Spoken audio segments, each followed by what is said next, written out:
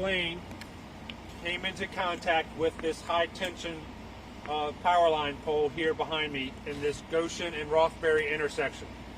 This is a Pepco right-of-way. It is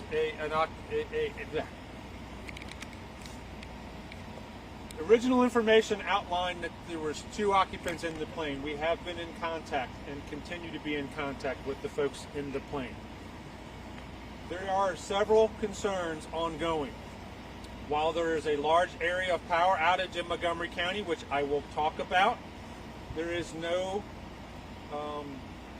other way to determine if it's safe to access the tower until it is grounded or bonded, which means crews have to go up to the wires themselves to put clamps or cables onto the wires to then ensure that there's no static electricity, no residual power. So the static and grounding issue, as well as then vibration of the airplane, securing the airplane to the tower structure.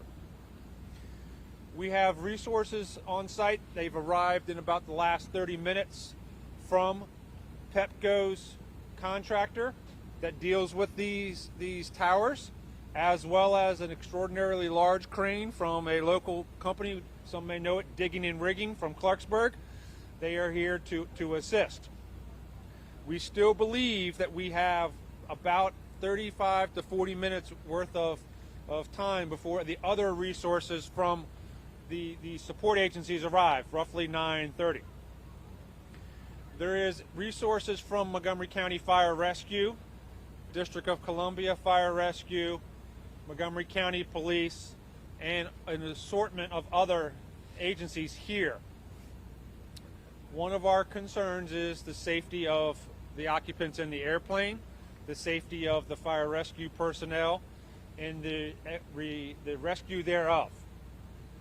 We are taking measured and risk-balanced steps to approach this activity, and we'll be doing this in a manner which we will aim to extricate these 2 folks out of the plane.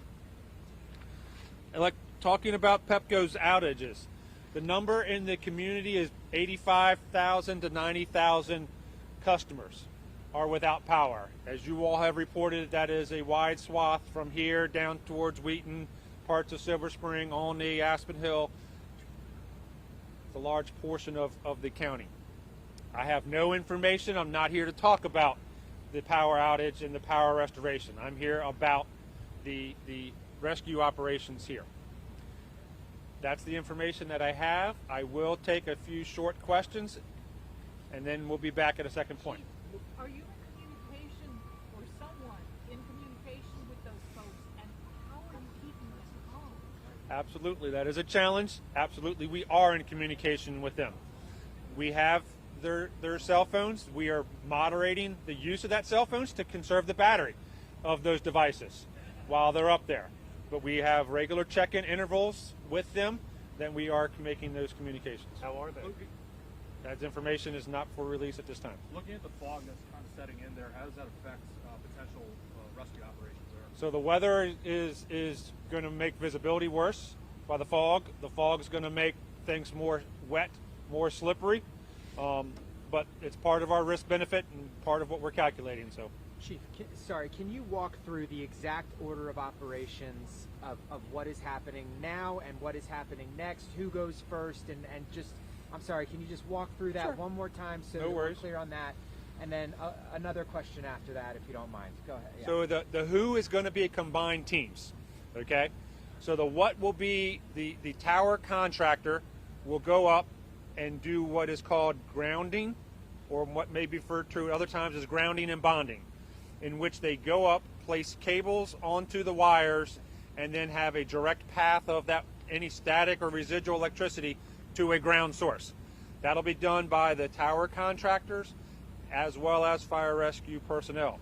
Once we then have the ability to get onto the tower, we will use either the bucket trucks or the crane to make access to where the aircraft is on the tower, and then work to secure the aircraft to the tower.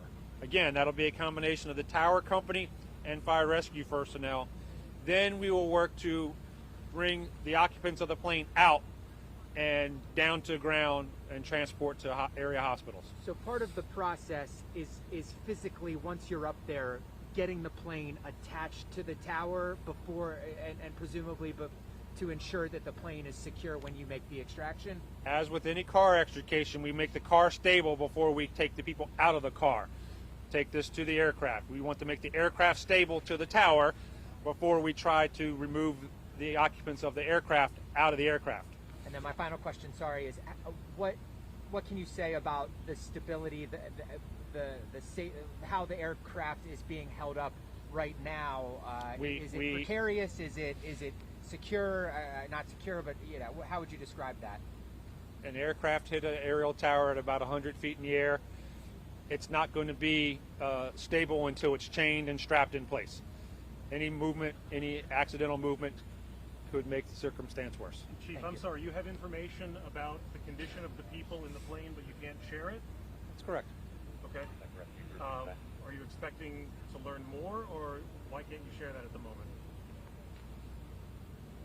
Can we presume they're doing well? We have been in contact with the people in the aircraft. A couple of clarifying questions. Can you confirm how many people are on the aircraft now? I will say occupants. That's what I said. All right, so thank you very much. Pete will advise when we'll do the next one, but that's the information we have.